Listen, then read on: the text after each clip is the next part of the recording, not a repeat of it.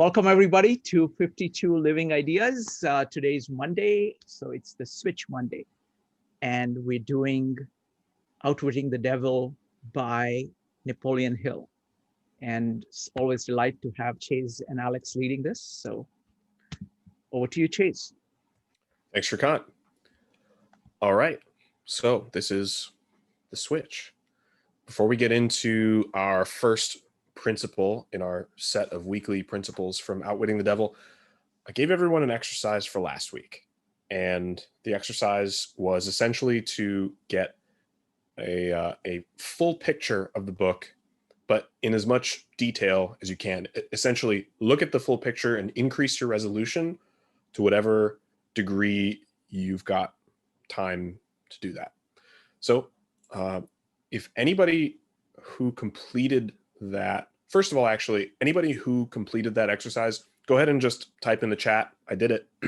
And I'd like to line up a couple of volunteers to answer the question, what did you get from it? What did you get from reading the book? What did you get from increasing your resolution on understanding the book? We'll take 2, 3, 4 people. And while you are lining yourselves up in the chat or simply letting me know that you did it in the chat, I'm going to have Alex answer the question because he finished the book this week. So Alex, start us off. What did you get from it? What were your highlights? And ideally, call it like 2 to 5 minutes on highlights. So I just finished the book today, and I find it as a really unique document. I think specifically the premise and the method of the writing is really what stands out to me. Specifically, kind of how things are divided into binaries. So we have the good and the bad thing to do, because we have the devil telling us, everything from his perspective. So it's easy to categorize good or bad. And also that dichotomy between the interviewee and interviewer.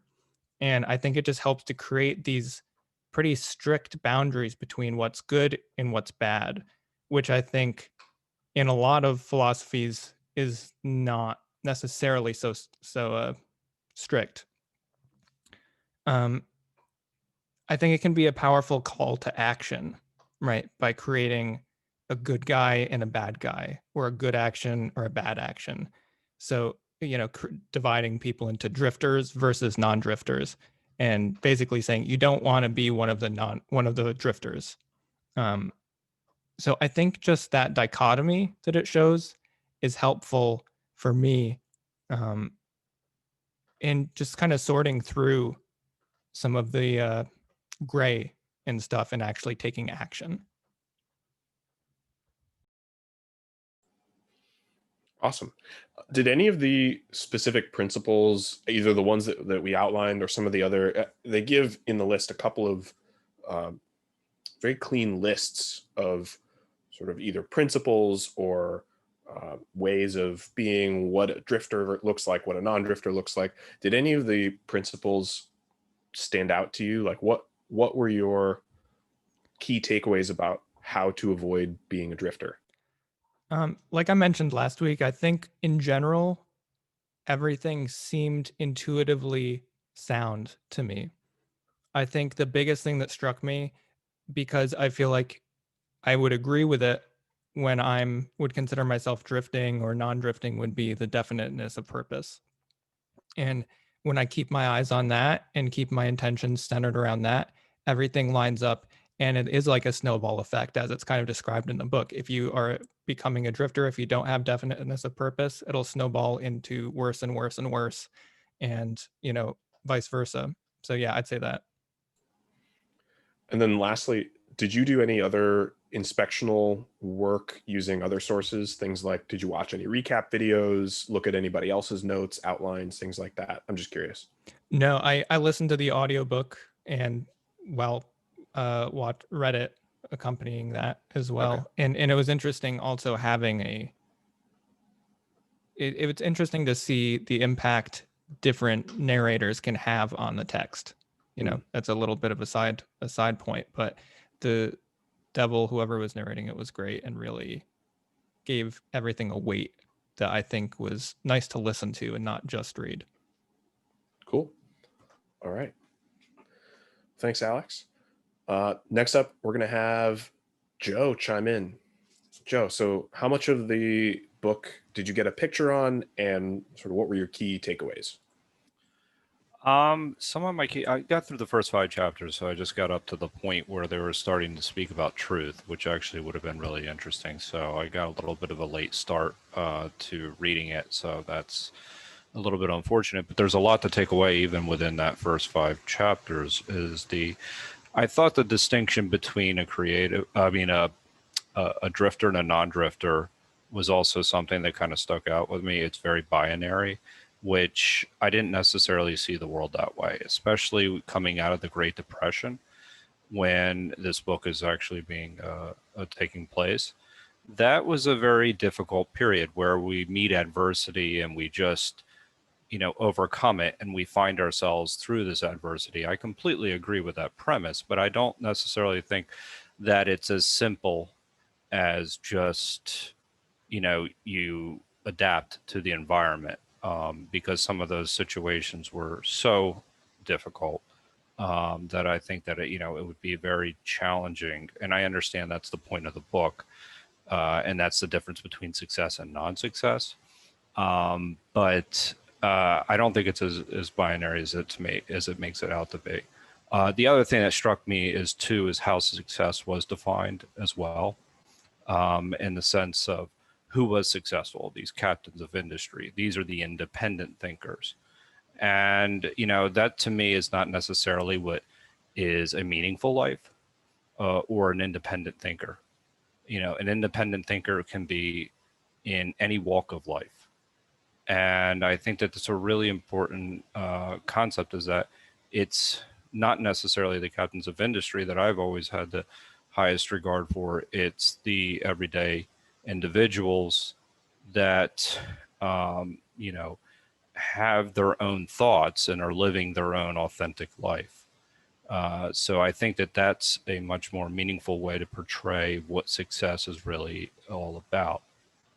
Some of the other things were, the idea that there were a couple of other things that I'm trying to gather my thoughts very quickly. The idea of, I really appreciated the fact of when the devil said, or he asked the devil, then how do you overcome, essentially being a drifter? And he said immediately, help others. And essentially. And so to me, I think that that is one of the guiding principles of the entire book that is really important, is the idea of getting outside yourself. And that falls in line with principle number 4, which I don't have written down in front of me, but essentially look at it service first. That was one of the primary principles that I had identified as something that's very important to me personally. As far as outside sources go, I found a lot of actual things that really are that. Oh, and one other thing that I can honestly say that stuck out is that it's a very creative individual that wrote this book, and he valued creativity very high, and that's really important when you're talking about being independent. And that's kind of goes to the narrative of independence as well. And I think that sometimes gets a little bit overvalued in the book. Not that I don't value it personally. I value thinking differently and authentically more than anything else, but it's not at the expense of everybody else. It's not binary as much as I, think it was made out to be. Yeah.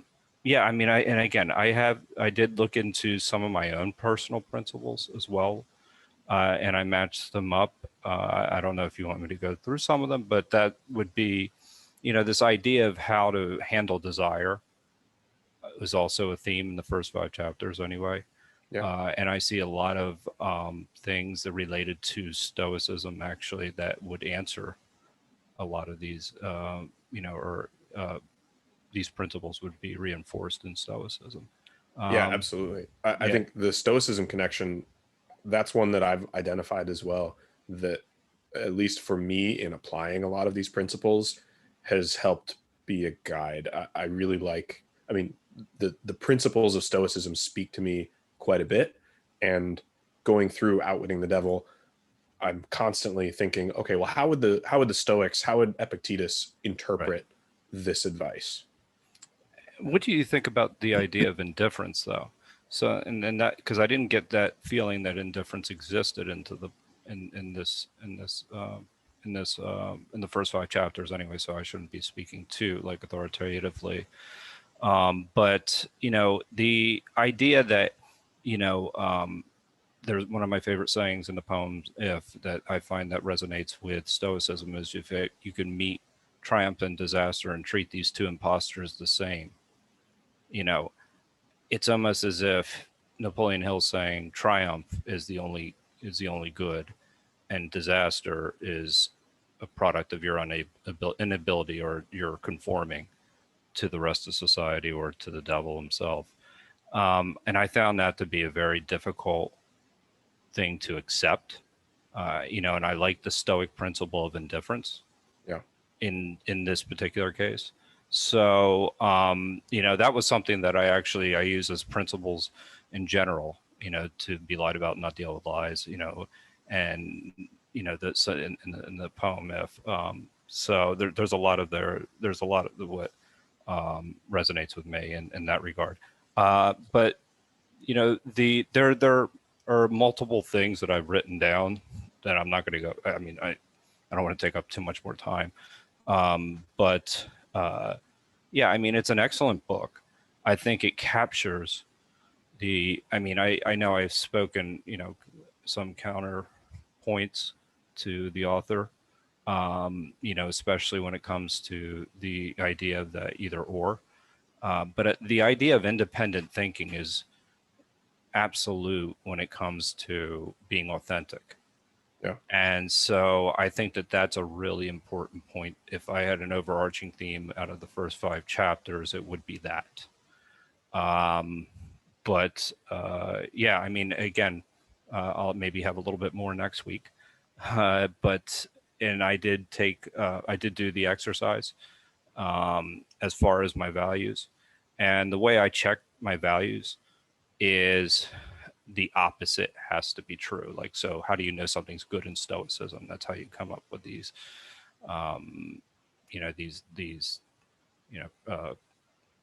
cardinal virtues is that, if you're, wisdom is, you don't want to be unwise. So that it means being wise is always good. So I kind of look at something like, loving yourself as being a principle, but you don't want to hate yourself. So that the opposite would be hating yourself. So therefore loving yourself would be good because then it creates space for loving other people. These are some of the principles that I had written down just differently, but I think that they are captured in certain ways into the book. There's some other ones as well as don't give up on creative pursuits, because creativity is fundamental to independent thinking. Yeah. So I think that to not be creative is to maybe even allow your anger to creep in and things like that. So anyway, that was maybe a little bit not as clear, but anyway, I'll leave it there. Thanks, Joe. And yeah, Joe, just to comment on what you said about kind of leaving out the gray, or the how you react to a situation. I agree with you that it's definitely left out, but he does focus on accumulating wisdom later on in the book, and I do think that this is one of those kind of methodologies that allows for other things to be incorporated into it, because I feel like a definiteness of purpose could be practicing stoicism. It could be part of that, or being a Buddhist, which integral to that is, finding that neutrality and balance. So I think it's like a structure that could be incorporated into without necessarily negating it. Yeah, I mean, Yeah. it's not dogmatic, it isn't dogmatic, but it just comes off that way when it says, well, who's successful? Who are the 2% that we can point to as not being And that's where I got out of it, is that I was like, well, wait a minute, there are good people. I mean, people not being tempted by the devil. It's not, oh, you're working against the devil, therefore you're free, or you're this huge successful mogul. Those are the individuals that are the ones that freed their minds. Well, no, there are plenty of people that freed their minds and that are living wonderful lives. That's the only difference. Yeah, but I see what you're saying. I can definitely see where the accumulation of wisdom down the line is coming in. Yeah, and we'll get into that when we get into the principle of decide definitely what you want from life. And right, exactly. I saw that. When we get into that one, we'll talk about what does that actually mean to want something definitely from life. What should you want definitely from life? How do you decide? We'll go through all those questions. All right, cool. Thanks. Thank you, Joe. Sorry, guys. Yeah. And no, that was great, David. Yeah, so I also listened to the full audiobook this week. Really enjoyed it. I had mentioned last week that I was listening to Think and Grow Rich prior to becoming a part of this group here, and it was interesting to see like the overlap between the two. I haven't finished Think and Grow Rich yet, but there's definitely overlap there. And I actually did kind of like the black and whiteness of the 98% versus the 2%, because what I related it to was just the basic concept of fear and faith. Like that's what it seemed to be for me, is like the drifter, when he was referring to them, were people who acted from a place of fear. Whereas this 2% that he's referring to seemed to be people who, they listed out at the end, have definiteness of purpose, have definiteness of plan, and are able to have time kind of take all of that with them. So it was cool to obviously absorb the book. I haven't looked into any other thoughts about it, which I do want to do, and just see how that affects my own life, and being able through the week to see, oh, that's just a fear that's popping into my head, and understanding that if I follow that, that puts me in the direction of the drifter of that 98%. But if I can learn to train my mind to ignore that essentially and still follow that definiteness of purpose, definiteness of plan, then ideally I can become part of that 2% and not drift anymore. So like I said, want to study up on it a little more. And obviously that's why I'm here, to hear everybody's ideas. But overall, I did like how black and white he made it. And I think it's up to you to kind of see how that applies to your own life and reflect on that. Yeah, awesome. And see, fear is definitely one of those things that I think in the case that we're talking about here in this context, I think we can all understand what that means to act from a place of fear versus faith. However, I think there's a nuanced conversation to have about fear. A while back, I read Gavin de Becker's book, The Gift of Fear, and Jordan Peterson talks about fear. And the key thing in my mind to understand about fear is that fear is an indicator, right? Fear doesn't have to be accepted for what it is, but it should be paid attention to, because it means there's something there that's potentially meaningful, and it matters what you do with it. If you act instinctually out of fear, if you just act out of fear the way that Napoleon Hill is talking about, or the devil is talking about, and fear is sort of that guide rail that keeps you from doing the things that you want, obviously that's going to slow your progress a lot. But if you totally turn the tables on that and just say, you know what, fear doesn't have any place in my life, I'm totally going to ignore fear, it doesn't mean anything, I think that's a potentially bad place to be. But maybe that nuance is not necessarily for this discussion. That's what came to mind. Were there any other major principles or takeaways that you felt like you wanted to just list off from the book? It's up to you. No, that was a good place, I think, just kind of a general overview. And I think that nuance is important. That's not something I was aware of really. And it makes sense that fear would have a positive impact in certain areas in your life. So yeah, but yeah, it's worth looking into. Well, maybe we'll actually, that is, again, one of those principles. We'll have that more nuanced discussion when we get to that principle. All right. Last call. If there was anybody who completed the exercise from last week of gaining an overview type picture of the book and would like to give their takeaways, now's your chance. You've got 4 seconds to put it in the chat. Cool. We're moving on to this week's principle. All right. Principle number 1, everybody. Here it is. Do your own thinking on all occasions. The fact that human beings are given complete control over nothing save the power to think their own thoughts is laden with significance. Now, Alex and I had a little discussion about this, about how we were going to talk about this topic. And one of the things that stood out to me in this particular framing here, there's sort of a what and a why and a how to all of this. So the first part is the what. The fact that human beings are given complete control over nothing, save the power to think their own thoughts. That's the what, right? You have the power to think your own thoughts. That's the only thing you have complete control over. Everything else is outside of your complete control. Now, technically, I'm not a free will dualist. I do think that what we talk about as choices still follow a chain of cause and effect. But I think that heuristic of talking about choice in this way is actually super useful. I just want to get that out of the way. I pulled a quote from the book that I think is useful to talk about the what, and then we'll move into the why and the how. So here's the quote. It's on page 133 of my copy. The question is, there's no such thing as luck, is there? And the devil answers, emphatically no. Circumstances which people do not understand are classified under the heading of luck. Back of every reality is a cause. Often the cause is far removed from the effect that the circumstance can be explained only by attributing it to the operation of luck. Nature knows no such law as luck. It is a man-made hypothesis with which he explains away things he does not understand. The terms, quote, luck and, quote, miracle are twin sisters. Neither of them has any real existence except in the imaginations of people.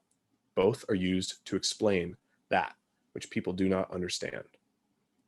And I think part of what this is highlighting is essentially the dichotomy of control in a zoomed out sort of way. So for anybody who's not familiar with Stoicism, I do just want to bring in this concept, and then we can move into the why and the how. For the Stoics, there are things which are not under your control and things which are. For you to think your own thoughts in the way that this is imploring you to do, it's one way of clarifying the things that are under your control and making your actions more deliberate. You know, you're switching from system 1 to system 2, and that's the thinking fast and slow analogy. System 1 is essentially the drifting, the mechanism of the drifting self. System 2 is the deliberate mode of cognition. A couple of other quotes in terms of the why here. The end of this quote does say the power to think their own thoughts is laden with significance. On page 134, they say that all deeds follow thoughts. So explaining that, they're explaining that thoughts are more important than deeds only because deeds follow your thoughts. Thinking your own thoughts allows you to do your own deeds. Your actions will follow your character, and those actions will follow your character regardless of whether or not your character is made up of your own thoughts.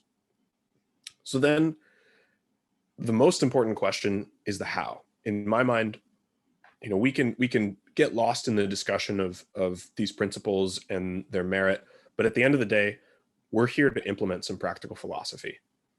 So one more quote, and then I want to hand off to Alex for this. On page 125, he says, "What would happen if a real thinker did appear?" And the devil answers, "People would learn the greatest of all truths, that the time they spend in fearing something would, if reversed, give them all they want in the material world and save them from me after death. Isn't that worth thinking about?" Then he asks, why are these true scientists, these true real thinkers, out of your reach? And the devil answers, because they think for themselves and spend their time studying natural laws. They deal with cause and effect. They deal with facts wherever they find them. So, Alex, you had brought up in our discussion a point about paradoxes. Do you want to go ahead and relate that? Yeah, and for this, I want to focus specifically on that first part of the quote. People would learn the greatest of all truths, that the time they spend in fearing something would, if reversed, give them all that they wanted in the material world and save them from me after death. So it seems to me like when we're talking about the how here, how do you just switch from spending your time fearing something to reversing that and getting everything you want out of the world? And I think it's one of those instances where it's basically a paradox. And I think a lot of deeper psychological truths appear as these. And I want to use two examples to try to explain my point. Think about the Buddhist path to enlightenment, or just in general in Buddhism, thinking about suffering or life as suffering. And once you accept that life is suffering in a way, it relieves you. It changes your mindset in a way where the suffering no longer feels the same. It no longer feels as painful or as what I would describe as suffering. It's a switch that you have to accept to get to the other side of it. And it's something I don't know. It's something that needs to be experienced for yourself. It's an experiential shift for your brain. And I don't know of any way to, through text or through anything else, have it make sense. And that's what I think one reason why this book sometimes gets polarized reactions, because I think if you've experienced this, some of these things resonate very strongly, and the how just inherently makes sense because you've had an experience like that. Another example of a counterintuitive thought is pretending to be brave, right? And I think that could apply to this fear thing. Pretending to be brave is actually just being brave. It's no different. And I got that from somewhere. I wish I could credit it to, but if anybody knows where that's from, feel free to put that in the chat. But I think that applies to this, where it just needs to be this kind of you need to have some type of insightful moment that shows you this. Does that make sense, Chase? Yeah, I think so. I think as far as I understand, what you're getting at is that there's a broader psychological insight here that shows up as a paradox. The first part, can you sort of explain the paradox in Outwitting the Devil? Like, what's the first part and what's the second part that contradicts it as far as you're seeing?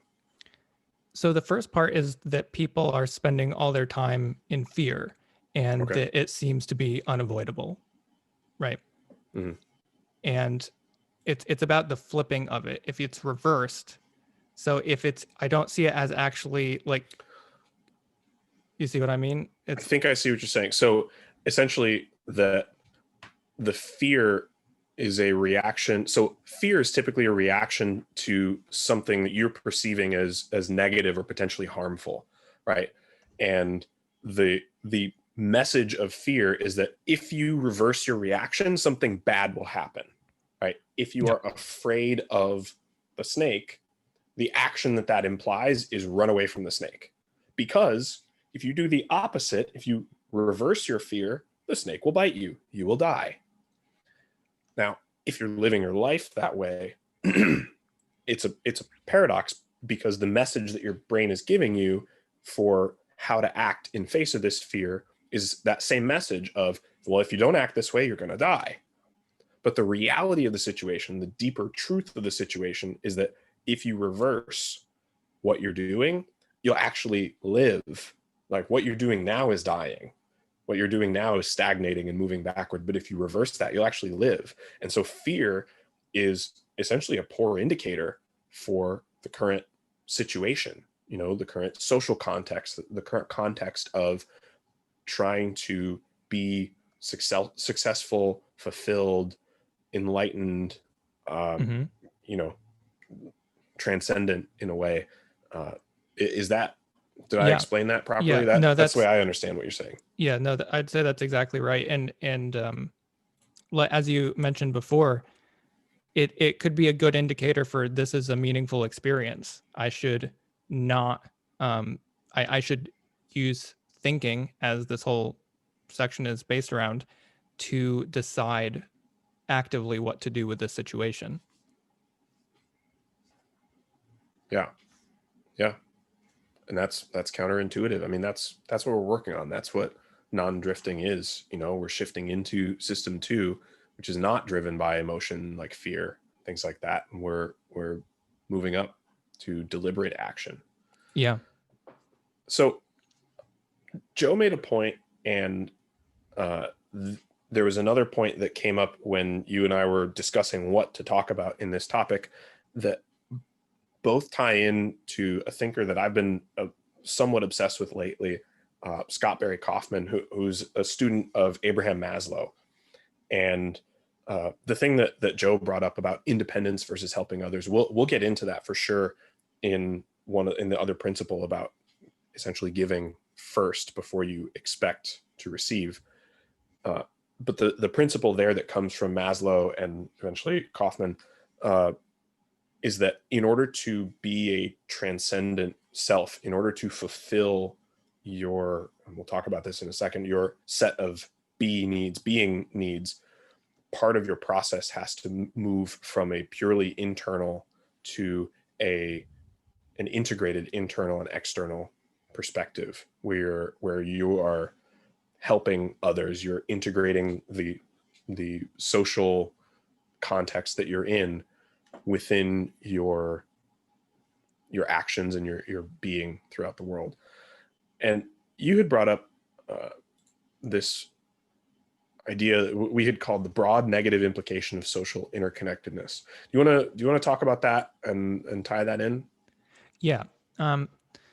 So when we were talking about this, I was thinking about this kind of core emotion of fear and the social implications of it, and how, you know, social anxiety or social fear is such a big part of our species. And what does that mean? And I was thinking about, can everybody be non-drifters?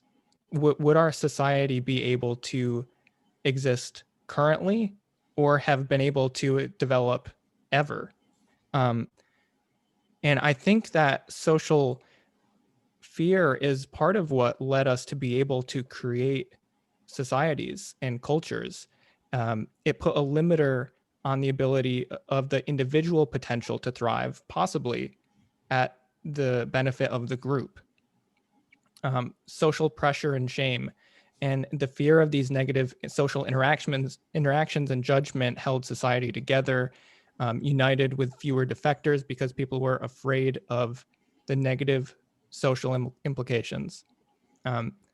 So are these two things inextricably connected? And like I mentioned last time, if everybody, or like I just mentioned, if everybody was a non-drifter and going their all in separate ways, kind of like what Joe mentioned with creativity, like if everybody's just going out and doing their creative goals and fulfilling this, would this continue to be true, this whole book, or would it all fall apart and society would just crumble? Right. Yeah, that's kind of what my thoughts were. Yeah, and I don't know in reality if there is an answer. I think the place that my mind goes with that, I'm trying to do the thought experiment of what would it look like for everyone to be a non-drifter, in a sense. And one of the things that we had mentioned, that I could imagine it in a society where robots and AI take care of all the basic needs and everything, Right. and just allow a basic platform for everybody to creatively live life as they choose. But yeah, and I think that's still going down the lane of where I was going with that. I think that still has to do with what does it actually take for a person to make the switch from being a drifter to a non-drifter? Like, what's the catalyst that causes somebody to have that first moment where they're like, you know what, let me kick in my system 2 and stop and, you know, break this sort of chain of habitual reactivity, this chain, the hypnotic rhythm that the devil talks about in the book. And I think for me to have some understanding of that, I reference, and this is going again to Scott Perry Kaufman, which is where I heard of it, where I heard of this idea first, but I think this goes back to Maslow. The idea of deficiency needs versus being needs. And maybe we should just depart for a second to explain what that is, and then we'll bring it back to how this ties into thinking your own thoughts. Because I think this is an important part of analyzing where your own thoughts come from, because your thoughts are tied to your needs anyway. So just for the sake of terms, let's get everybody on the same page. Deficiency needs versus being needs, or D needs and B needs. Deficiency needs are the kinds of needs that you have where when you lack them, you feel craving that supersedes or has the potential to supersede your values. And that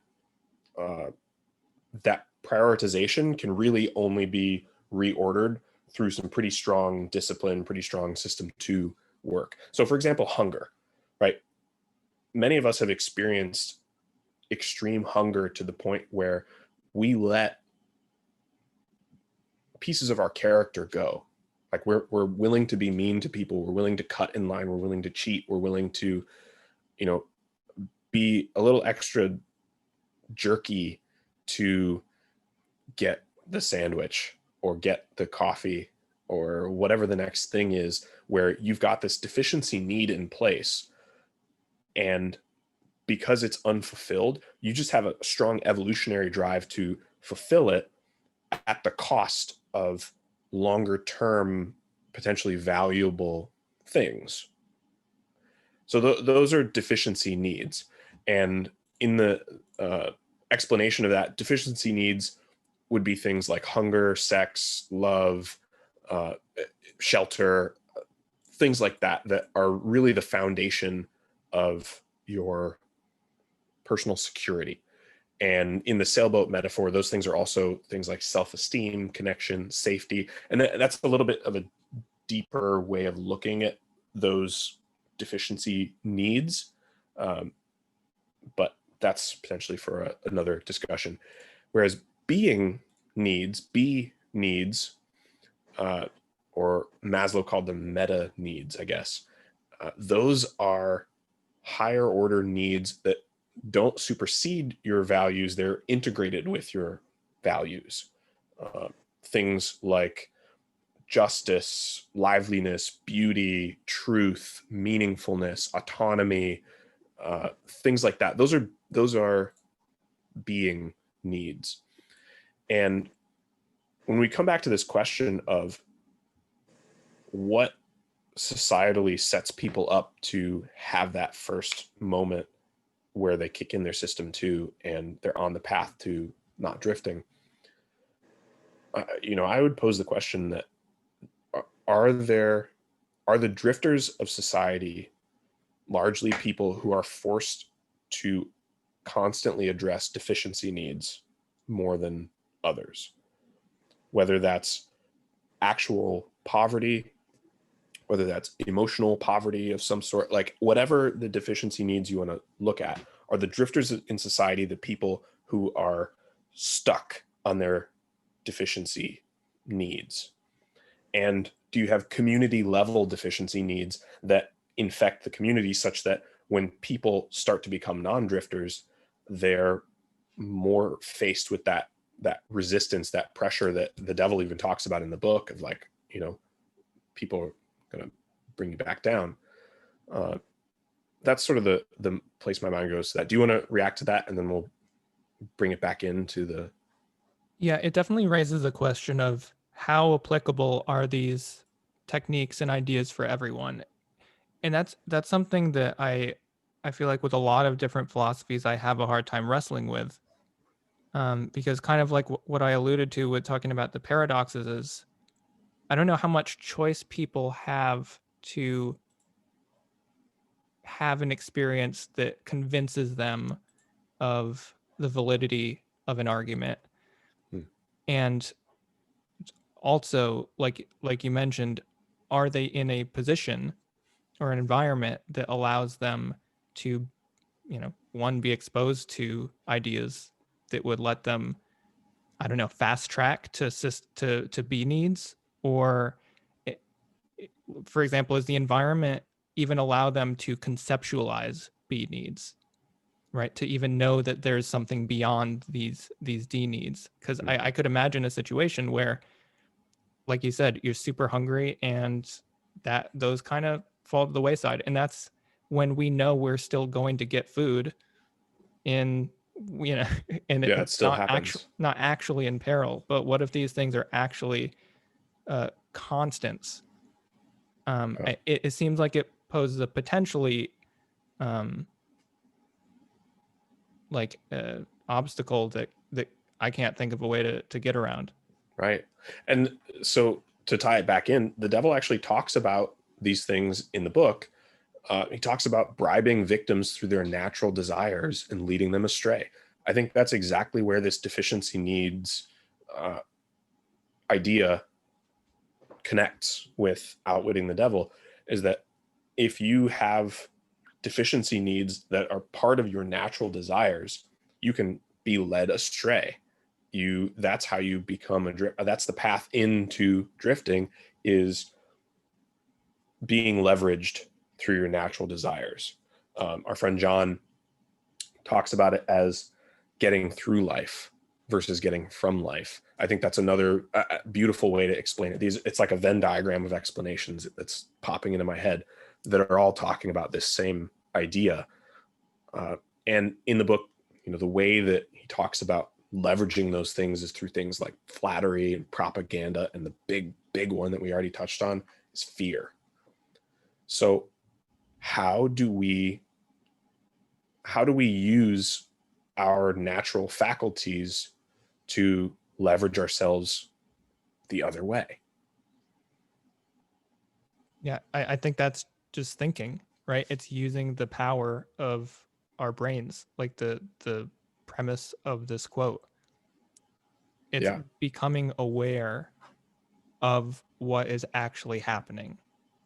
It's that awareness that lets you know, oh, this person's probably scamming me, and allows you to react accordingly and not just be totally bamboozled and have no idea what's going on. And that can apply to every situation you're in. It gives you the ability to not need to be used or abused and wasting your time with any different thing, whether it's social interactions or time spent on career things or just, it gives you, like I think the devil mentions, it's the only tool that we have at our disposal to act as our own individuals. Yeah.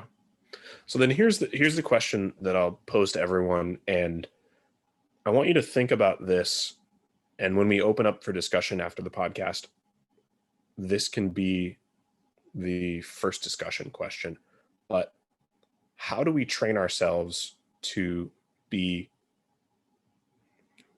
more deliberate thinkers? How do we train ourselves to think our own thoughts and not be caught up in thoughts that are fed to us? So that's the question. The exercise for the week is one technique for building some awareness, building some mindfulness, but it's just the path in. It's not the full path for becoming a deliberate thinker of your own thoughts. So mull over that question. How do we train ourselves to maintain that awareness, that thinking? And before we go into discussion, I want to present the exercise for the week.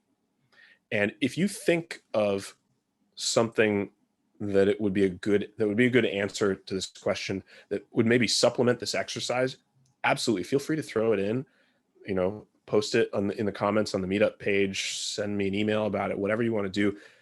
And then let's talk about it next week when you implement it this week and see how it worked. So here's the exercise for the week. First of all, before we give out what it is, I like what we did last time. Commit yourself right now, if you'd like, if I've earned your trust, commit yourself to a specific amount of time this week. Not every day, just at one point this week, or it could be every day if you want. And set aside 5 minutes, 10 minutes to complete this exercise, to really dedicate some time to it and to try to help yourself with it. And if it's the worst thing in the world, come back next week and tell me that it was horrible. But commit yourself to a specific chunk of time and then plan exactly when you're going to do that. So if you're thinking to yourself, okay, you know what, I'll give them 10 minutes. I've got 10 minutes during my lunch break on Thursday. Okay, lunch break on Thursday. I'm going to spend the first 10 minutes doing this exercise that he's about to talk about. Perfect. Planned. So do that real quick. And then here's the exercise. And it's posted in the meetup page. So you're welcome to get it there. Or if anybody needs me to repost it in the chat, I can do that. Keep a journal or start a journal of your thoughts and beliefs, especially if you have dominating thoughts that are guiding your actions, but really any of your thoughts about the world. And then use these 4 criteria to evaluate whether the thoughts are your own. And these are just my criteria. This is what I came up with that I like. And I'm going to be doing this exercise a little bit more this week as well. And I'll share with you what I get from it. So criteria number 1 is valence. Valence just means, are these thoughts good or bad? I like to use the terms preferred or dispreferred. And that's super simple. That's an easy answer. It's just, do I prefer to have this thought, or is this thought something I might consider negative or dispreferred? Now, second is value. Does this thought deliver value to me, or does it make me amenable to someone else's will? Is this a thought that is helping me operate in the world toward the things that I want or think that I want? Or is this a thought that is not actually serving me? It's sort of extraneous to my goals. Number 3 is the source. Where did this thought come from? Is the source reliable? This is where the D and B needs come in. If your thoughts, especially dominating thoughts, come from a deficiency need, that's a good place to reevaluate your actions concerning those needs and starting with your thoughts around those needs. And then lastly, give yourself a counterfactual. Now, counterfactual thinking is this amazing tool that unfortunately people are so bad at. So I feel like I have to explain this. This is the last criteria, is just give yourself the counterfactual and ask it as a question. And here's the simplest way of thinking about this. If my thought was not true, how would I know? Would I know? Or would I still believe it? So I came up with a couple examples. These are not my actual thoughts. These are thoughts that I thought up for the sake of examples. So let's go through these 2 real quick. And I think this will make more sense. And I can answer any questions if people have questions. So the first thought is, I don't deserve my career. I'm not as good at my job as everyone thinks. I'm sure there are people listening to this who have thought that at one point or another. So number one, valence. Is this preferred or dispreferred? I would consider this a dispreferred thought. Number two is value. Is this thought delivering value to you? I would say no. The thought that you don't deserve your career or that you're not as good at your job as everyone thinks, not delivering you value. It's making you less confident in your work. It's emotionally negative. It's bringing you down. Source. Where did this thought come from? Like, why do you have this thought? Maybe it's, I get this from comparing myself to my peers at work. I only see their achievements and compare that to my own achievements and my mistakes, not even seeing their mistakes. And so that's an unfair comparison. Is that a reliable source? Probably not. And then the counterfactual for that, would be this. If I was bad at my job, how would I know? Well, maybe I might get fired or let go for underperforming. How about this? If I wasn't qualified, would I have been hired? Do I trust the hiring team to have hired me for the right reasons? If I was as incompetent as I seem to think, would I really have the achievements that I do? Those are some counterfactual examples for the thought. So one more thought, quick example.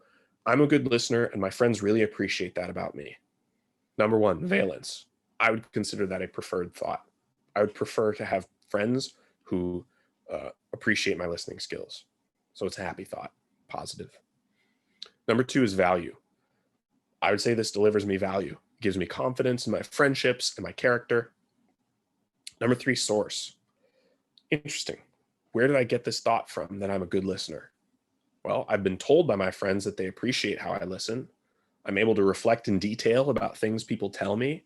I notice myself waiting to give feedback, even when it pops into my head, to make sure that I understand and that it's clear what someone is telling me before I try to offer my advice.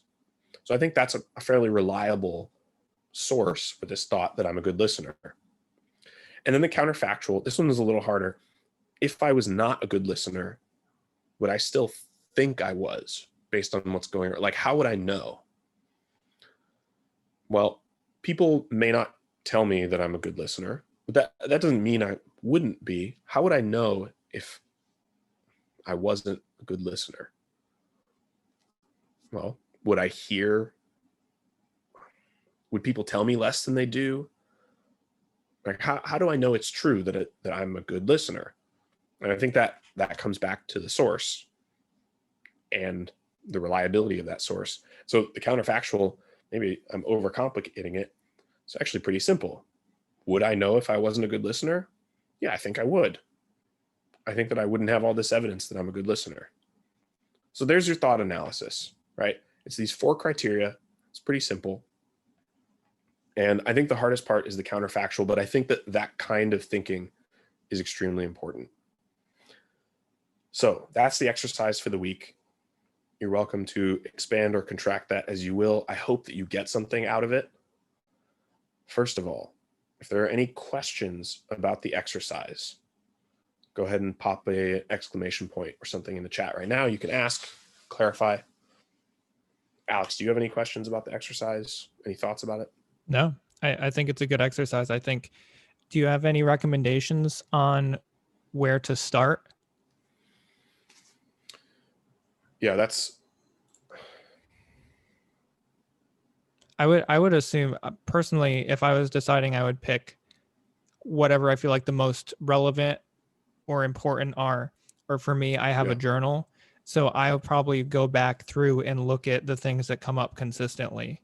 Yeah, the themes and try to pay attention to those and pick the ones that I feel like should be investigated. Yeah, well, so as we mentioned a little bit earlier, actions tend to follow from your thoughts, whether they're your conscious thoughts or not. I would actually start by looking at your actions and look at the ones that stand out to you, good or bad. If they stand out to you as actions, they're probably relevant to your character. And I would look at the thoughts that are behind those actions and start with analyzing those. But I would say otherwise, be creative with it. Whatever thoughts you come up with, put them through this analysis. It only takes a minute to go through and evaluate based on those criteria. So cool. Well, we'll leave it there. Thank you for listening to The Switch. I hope to see everybody back next week for principle number 2, numero dos. And I hope that everybody has a good time with that exercise. I hope you find something meaningful from it. If you do it, please come back next week and volunteer your insight. I really value hearing from you guys. Thank you again to Joe and David for speaking up today, and for everybody coming and listening. We will now move on to the discussion section moderated by Shrikant. So thank you very much. All right, folks. So thank you very much, Chase and Alex. So now what we're going to do is that we're going to talk about thinking your own thoughts. And the way we are going to do it is that we are going to first go to the breakout rooms, talk amongst ourselves for about 20 minutes, and then we'll come back and have a discussion on what does it mean to think your own thoughts. All right, so I'm going to start the breakout rooms momentarily here. Give me just a second. I'm going to do smaller breakout rooms of about 4 to 5 people each, so we can have much more intimate conversation, and then we'll come back in exactly 20 minutes. Welcome back. Okay, so let's talk about, this format, the format which is there, the core of it is designed as a podcast. So the focus is on putting things on the table. There is some amount of back and forth. So what we have done is that from 9 to 10 will be the presentation of ideas with some amount of interaction. Then there'll be breakout rooms where you can get in and talk to a small group of people in detail. And this is a time where we can come back and look at our takeaways and look at kind of big themes. But what I want to do is to start, I'm a big fan of this book. So this simple term of thinking your own thoughts, and what he's saying is that is really the key. Like, if you can do that, you're all set. That's it. That's all you really need to think your own thoughts. It's a very deep idea. It's very simple, but it's very deep. So what I want to do is I want to ask you, what does thinking your own thoughts mean to you? What do you understand when you say, okay, I'm thinking my own thoughts? What does it mean to you? What is it distinguished from? What does it mean? So I can call on people, or you can go ahead and type an exclamation mark, because I want to know how you're thinking about this. What does it mean to think your own thoughts? Anybody can go ahead and type an exclamation mark. So it's going to be Elena, Kavita, and Joe next. Elena, go ahead. Elena, you need to unmute yourself. Yes, I did. In reality, what I've learned, and it's not through Napoleon Hill, it's another source. All the thoughts, like so if you move all the thoughts, I think it's our thoughts. And Elena, your sound is going in and out. You need to. Okay. Can you hear me now? Yes, very well. Okay, terrific. So what I've learned is that to separate what's your own and not what's your own is incredibly challenging task, because of so much.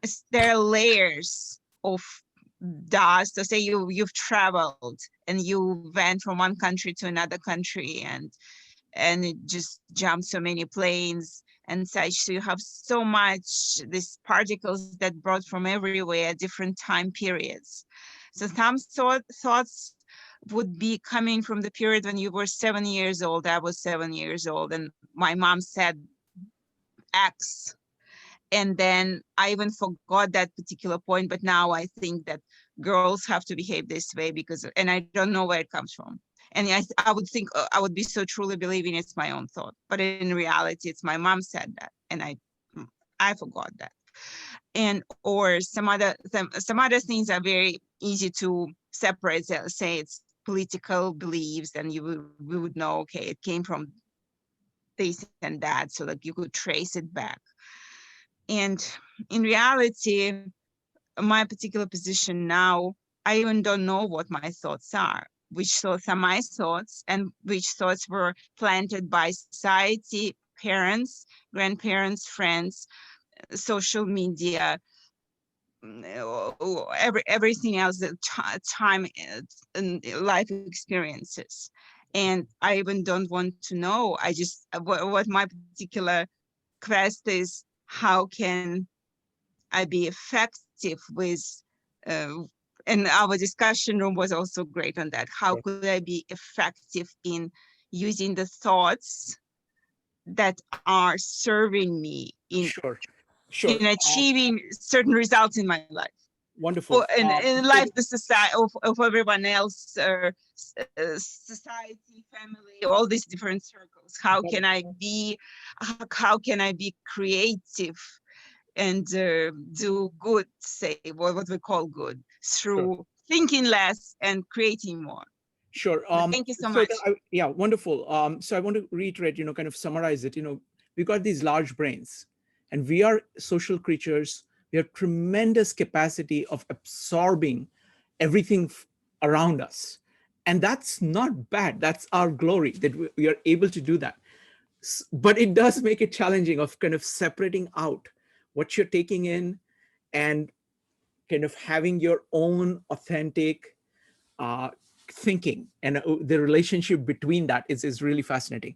All right, next up is Kavita, Joe, Jairo, and Kevin. Kavita, go ahead. So the question is, for everybody, is what does it mean to you when you say thinking your own thoughts? What does that mean to you? Go ahead. Good evening, Shrikant. It's good to be back. I think Welcome this back. is an amazing exercise that it's been like in my head for a long, long time, because I've been influenced a lot. My character, the way I've been molded to the person I am right now, has been influenced a lot by what others thought of me. And I've always questioned, is that really me? Or is it my own thought? Is that the way I'm looking into myself? Is that how I value? Is that my belief system? I've always had these questions going on in my head. So I think this is an amazing exercise. And this is a great way to check on the source, the reliability, whether it's a good or bad, or where it's coming from. I think is a great way to check the originality or the authenticity of the thought itself. So I think it's a wonderful way to do it, and I'm looking forward. Wonderful. Thank you, Kavita, and welcome back again. Next up is Joe. So Joe, what does it mean to you to think your own thoughts? I mean, so for me, it's funny that I was actually thinking about a quote from Marcus Aurelius with this specific topic not too long ago. Is that everything we hear is an opinion, not a fact. And then everything we see is a perspective, not truth. And I think that that's what it means to think our own thoughts, is to not allow opinion drown out our own impression, our own thoughts. And it's really that simple to me. Whether it be other people's opinions or societal opinions, group opinions, everything that we see, we kind of have to get to our own truth and our own authentic self. And however we do that, that's what it means to be. I think being authentic is truly what it means to think your own thoughts. And I think that being creative, this is where the creativity aspect of thinking is. You can kind of measure it by how creative you are with your solutions that you come to. That's why I think that a lot of the unconventional thinkers are sometimes the most interesting. Wonderful. Thank you, Joe. I mean, for me, it's kind of, I'm very much a fan of science. And science, the basic question is, what is it? So I think thinking your own thoughts is to actually honestly ask the question, what is it? And try to see it for yourself, try to figure it out for yourself, try to ground it yourself. So to me, like the heart of thinking your own thoughts is asking the simple question, what is it? What is it? What is it? Relentlessly. And then the next one would be, why and how. But in all of them, it's kind of rooted on this question that there is reality and I'm trying to figure it out, no matter what else is going on with my emotions, opinions of other people, my own opinions, just trying to get at, what is it? That's how I think about it. So it's going to be Jairo, Kevin, and Marisa next. Can I Jairo, just go say ahead. thank you for that, because it allows you to come to your own conclusions. That was exactly what I was trying to say. So thank you. Thanks, Joe. Jairo, so what does thinking your own thoughts mean to you? What does thinking my own thoughts mean to me? Yes. When you say own, that means possessive. That means I can claim them to be mine and only mine and nobody else. Like patenting something, and it suggests original, but not really. If there's an original thought, I could use one right now. Is what a lyric of a song of Bob Dylan's. And also, what about in dreams? Like Paul McCartney, the melody for Yesterday came in a dream, but then he worked on the lyrics later. But it became his song, and he claims it. But it was in a dream, but then how could he claim it if it was in a dream? Maybe it came from some other being that telepathically placed it. And what if we're all telepathic and we don't even know it? And all our thoughts come from other beings across the universe. That's just something to think about. That's really crazy. Okay, thank you. Right. Next up is Kevin, followed by Maritza. Kevin, go ahead. I would listen other people's suggestion, idea, opinion, and consider all input to be my own thought. As long as understanding that's mean my own. Lots of time it be hard to understand other people, other opinion. And why we here, let's for example, our group here, we got 52 or more people here. We got different ideas. You learn from each other. It's always I find better than myself. For myself, my own thought, doesn't matter we got for criteria, valence, value, source, counterfactual, we got own judgment, limit my thought. So for me, yeah, lots of time I find my own limitation of thought. So I will make decision based on my current thought, but I believe tomorrow my thought will be better than today and now. Thank you. Beautiful.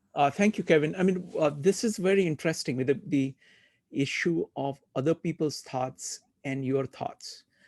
It is not about kind of your thought being unique. What you're trying to do is that you're trying to be true to reality. You're simply asking the question, what is it? If somebody has a better answer than you have, then you gratefully kind of accept it. So I think this, thinking your own thoughts is not contrary to being social or learning from other people, but it's the way in which you learn from other people. You do not accept things just because somebody else says it. You do not accept it because those are the prevalent ideas of your culture, your family, all of that. You kind of take what other people say as a starting point, as maybe a hypothesis. Is this, and you simply ask, is this true? Or what is it?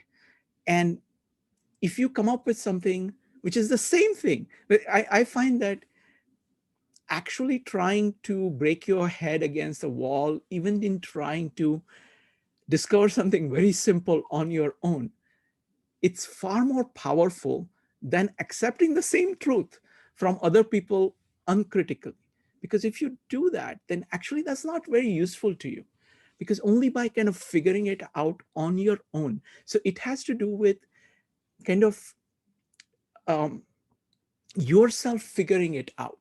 You can use all the material from everybody else as the starting point. And and the world has immense things to offer, both positive and negative. And you have to be able to kind of separate them out and organize it yourself. So I think it's about that. It's not about not taking in stuff from other people, but having the judgment, exercising your own judgment, doing the selectivity, applying your own standards and kind of correlation with objective reality in order to accept that. Next up is Maritza, followed by Victor. Maritza, go ahead. Shrikant, you said some of the things I was going to mention there.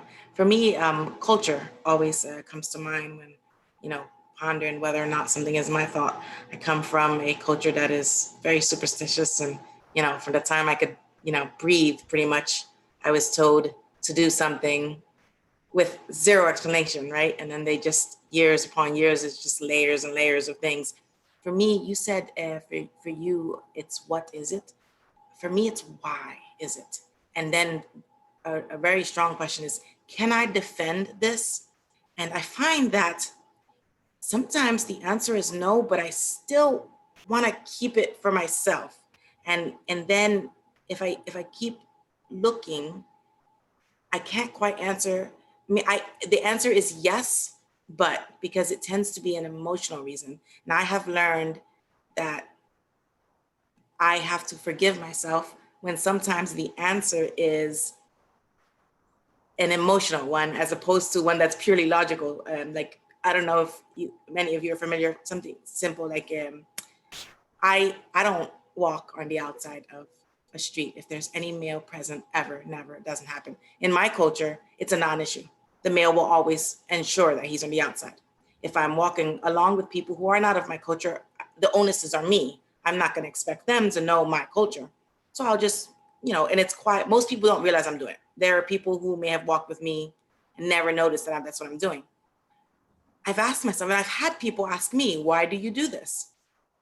And it doesn't entirely make rational sense to me. But I, in my mind, I do this because I feel I would be dishonoring the memory of someone who was so abhorrently opposed to the concept of me not doing this. And I find that it's interesting to me because sometimes, usually when you want to say answer a why, you're seeking for something that is, well, I don't know if most are, but I am seeking for something that's a rational reason or a logical reason. And today I find when you guys are talking about deliberative thinking, I kept going back to how do I reconcile something that I defend, knowing that it's not a rational thought? How do I say it's mine when I know for a fact it actually comes from outside? And what I've come up with is that I can defend it. It's an emotional tie. And because I have that thought process, it then has meaning to me. And it's kind of like you were saying that it's okay that it's not an original thought, because I'm not just blindly following it, and I'm open to hear someone else's questioning of it without getting defensive. And so to me, that's a healthy thought. And that's how, in my mind, I know it's mine. I'm not just blind and not willing to listen. Yeah, no, that's an excellent point. I think, as far as thinking goes, I think one of the virtues is to be aware of what's going on with you. And that itself kind of puts you at a different level. Like many people do many things kind of in a reactive way. And they don't even know why they are doing it. And actually, whenever their mind tries to figure it out, it gets afraid because they want to hold on to it. And at the same time, they want to kind of, maybe there is something wrong with it, but they don't want to see it. So I think awareness, kind of, paying attention is the biggest, I think that's more fundamental than thinking. Thinking is like paying attention is like the root faculty that we have. Kind of paying, and especially the most powerful thing, this is from William James, the most powerful thing you have is paying attention to difficult objects, he calls it. So that means if there is something kind of negative, something that is saying, okay, I want to evade it, paying attention to that at that point, that is really the heart of will and heart of things that are going to clean things up over a period of time and kind of set them right, at least, the entire working. Next up is going to be Victor, David, and Marco. Victor, go ahead. Hey, well, thank you for this. And I think thinking for yourself, the idea, when it is put into existence, I think that is put with a certain background or a context, which is the implication here is think for yourself, meaning the context is we don't. So that is more implied. And in a way, for him to say that think for yourself and it is valuable contrasts with the implication that you or I not thinking for myself is not valuable for myself. So that, for me, that hits home. And of course, alluding to your point, it's the idea of paying attention to a particular situation is the root that gives us faculties like awareness to think for ourselves. And as Joseph was saying about the quote, all the facts that are being said are opinions. I kind of tend to agree with that idea because everyone's saying from their own subjective point of view, and they will land as they sometimes have a facade of being a fact, but they themselves are a particular opinion of that particular subject. But yeah, so excellent. So I think, the first point that you made about context, I think is very important. So most people, by default, use what Daniel Kahneman calls their system one. That means they're automatized faculty. And these are the things that come natural to you. These are habitual, and you just do them. And they have been built over a long period of time. They are invested with emotions. They are kind of myelinated by being done again and again in brain and body, and it just flows. To think is to question some of these things, of saying, okay, is this right? And it is an expensive operation. It is an expensive operation because you're saying, is this really right? Can this be done better? Is something wrong? So you're actually interrupting a flowing thing. And that's exactly, so that's why thinking your own thoughts is actually very difficult. And that's why, because it is full of effort. And it means that actually genuinely thinking your own thoughts, if you're committed to that, that means you're committed to seeing whatever the conclusions are, good, bad, and ugly, about yourself, about your world, about people around you, whatever the conclusion, you're open to that. And that's scary. That is uncomfortable. And many people are not willing to take the effort and take the pain of doing that.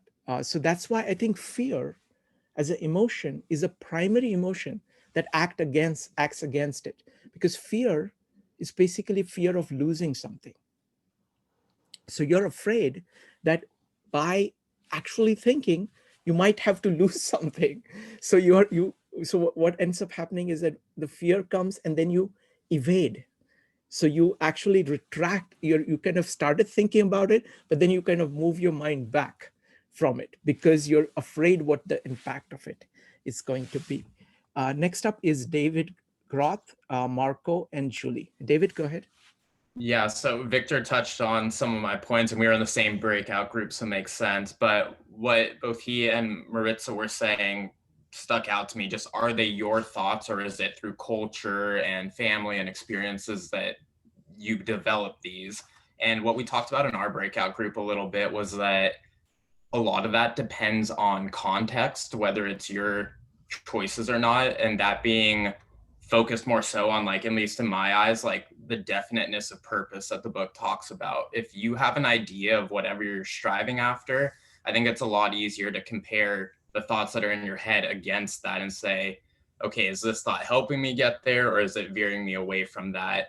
And as I say that, you brought up a great point, Shrikant, of just thinking is questioning those things. And it, as a thought experiment, you can take that as far as, is my definiteness of purpose really my definiteness of purpose, or is that a result of all these thoughts that have been taught to me and passed on through, again, culture, family, whatever? So I think context is key for a lot of this, in terms of, like, you do need to reflect and use a little bit of emotion to understand whether or not the thoughts you're having are actually being productive for you in terms of, like, what you do want to do in life, versus they're just thoughts that are running in your head because it's what you've been introduced to your whole life.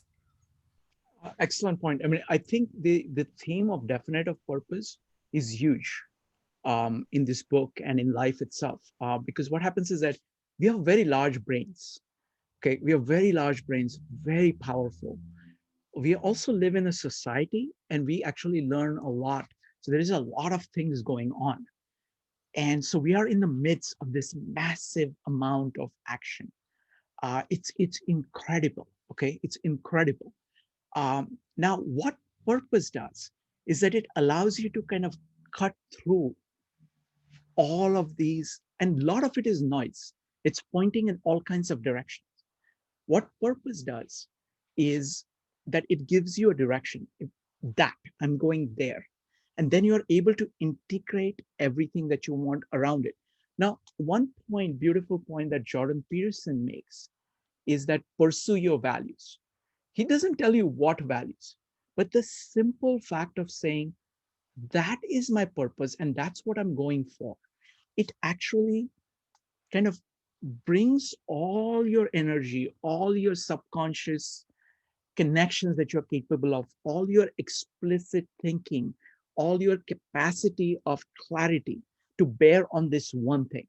Now, even if it turns out that, no, that was not quite accurate, you need something else, it is the process of going towards a definite goal, definite objective, that allows you to discover that.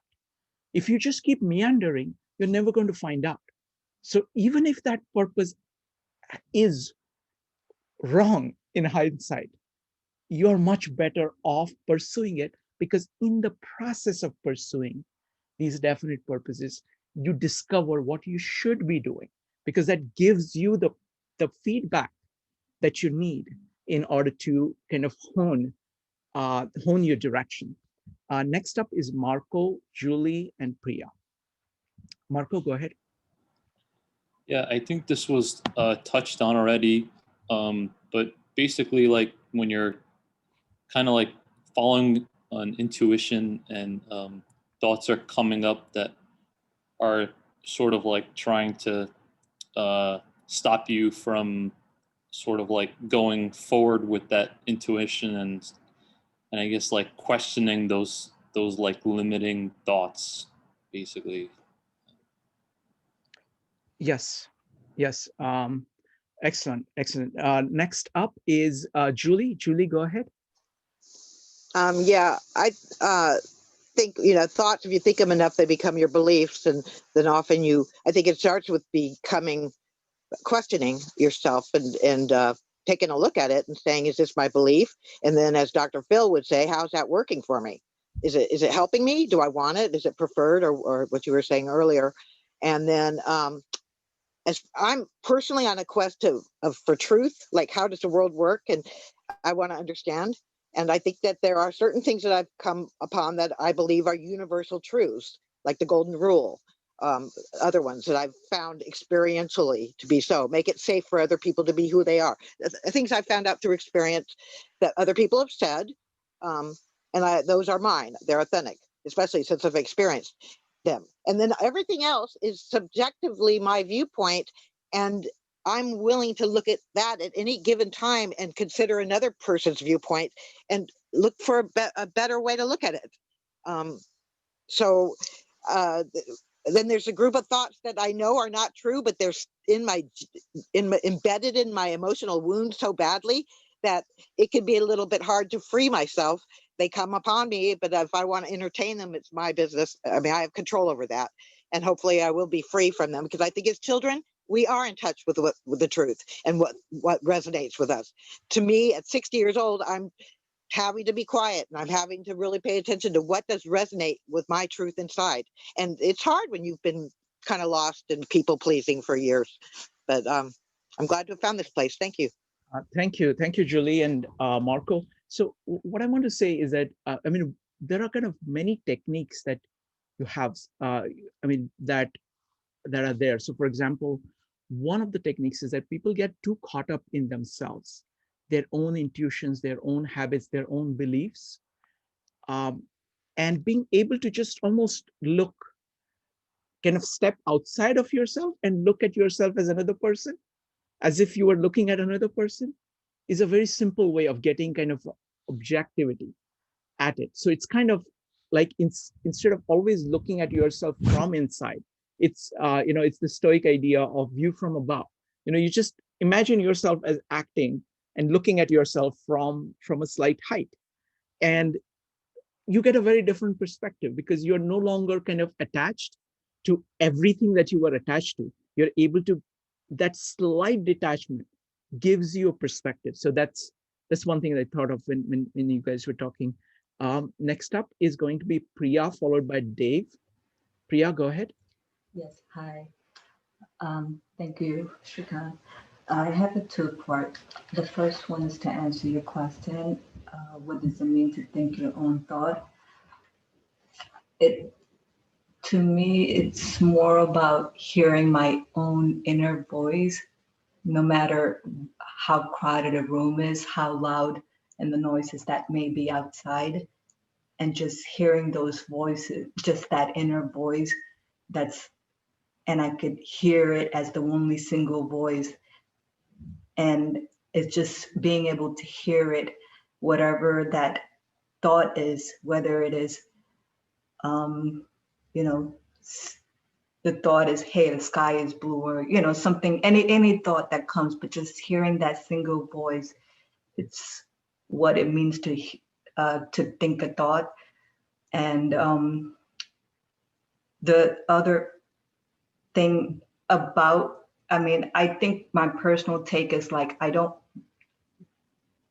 truly feel like who I am is even nothing I think of myself is true. I think everything I think of my own self is all that everyone believes I am, as opposed to my own self, because our mind and brain is truly an organ that has no information. Information makes us to believe who we are. So to me, that personal take on what I am, I feel is all invalid, but to truly think of a thought is just hearing a voice of my own. Wonderful. I want to follow up on that. I think that's a very beautiful observation. I think what happens is that at least the way I experience it, and I'm sure many people experience it, is that you kind of have a sense, you have kind of this inner voice, which is very faint. I'll say, oh, something is wrong here. And then the question is, do you pay attention to it? Because it is usually quite soft in many of the cases. And it is drowned out by what you're doing, what you're in the middle of. And many of the great observations start like that. It is kind of your intuition, you're kind of seeing because our brain is able to see patterns. And initially it is saying, okay, there is something wrong here, or there is this possibility over here. And initially it is very faint. And you kind of have to focus on it and work with it to kind of slowly tease it out.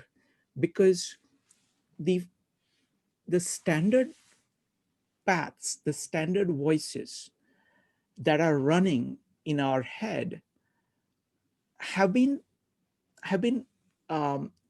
reinforced by habits so much that we are kind of going on this path. And any kind of new direction, many times for me, I find that a lot of the new direction comes from something, or, oh, what about that? Like many of this, like for example, many of the science discoveries come from that, of saying, you know, all of this is making sense, but there is this discrepancy over here that keeps happening. Why is that? Why is that? And just zooming in on it actually produces something magnificent. So I really like the formulation of this voice. Next up is Dave. Dave, go ahead. Thanks, Shrikant. In our small group, we were talking about my thoughts and my speech. And what came to my mind was the religious cult in Jonestown, Guyana, South Africa. Was that 30, 40 years ago now, that ended in mass suicide, which of course was tragic, led by a charismatic leader. But to me, it's another illustration of the power of peer pressure, that we think of that young people, but even, you know, wise people our own age follow trends and fashions and things like that. And I think we have to be very careful to think clearly and what's in our best interest. And maybe what Chase was talking about, the counter question or whatever, to see if you're really doing the right thing. Yeah, I mean, that is a very, very powerful idea of, because what happens is that we have this confirmation bias, kind of looking for information that will confirm whatever it is that we believe in. And the live in our own little world. Yeah. The idea is to actually say, okay, if I was wrong, what would I expect to see? So it is actually kind of directly acting against that. All right. So wonderful, folks. This was a great discussion. And so we will use this format for this series. So from 9 to 10, Chase and Alex do a wonderful job of putting things down on the table with some amount of interaction. Then we'll do breakout rooms so we can pick up things from there and discuss it in detail. And then we'll come back and talk about like one or two themes at the end. All right. It's always, you know, a great honor to have this, you know, this great group of people here. So thank you very much. I'll see you next time. Bye. Thank you.